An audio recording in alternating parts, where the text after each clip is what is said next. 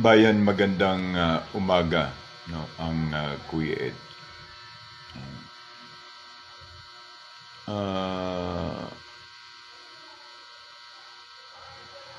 Meron po tayong nalaman, detailed and info, na appropriately budget is concerns of 15 billion insight para po sa Sandatahan Lakas for the AFP for a general comprehensive project all over the AFP amounting of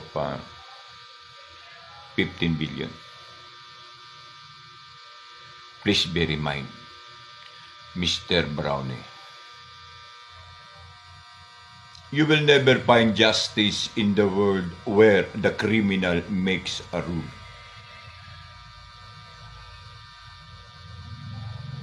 General Browner or Brownie, be reminded. Yan ba ang rason kung bakit parang ikaw ay hilong talelong at ikaw ay parang natatalian? You cannot decide appropriately in the need prospectively for the AFP to defend our people, our country against an enemy. Whatsoever, it is a law prescribed and we oath of that kinds of law.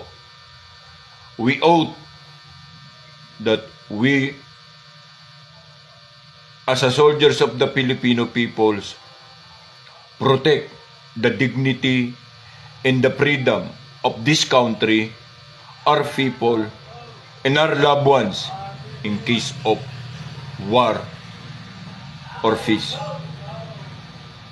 This oath reminds us as being leader of the armed forces of the Philippines.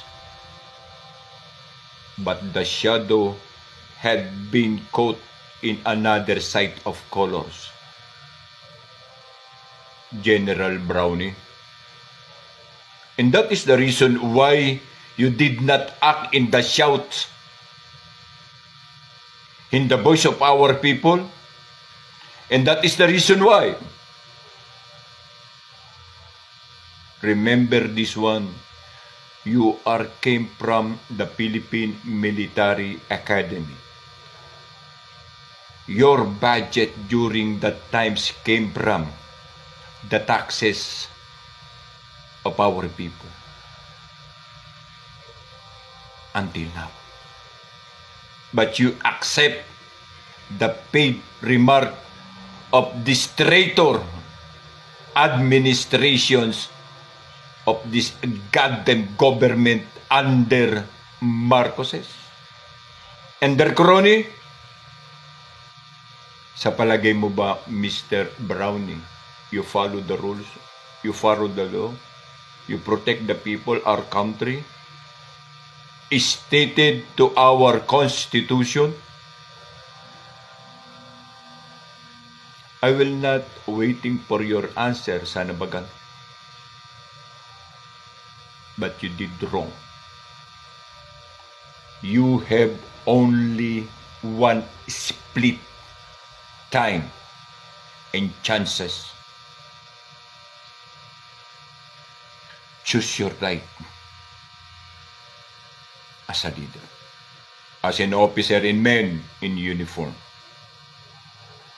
Respect the pledge that the dignity and courage you owe in our flag. You accept the Constitution of the Republic of the Philippines.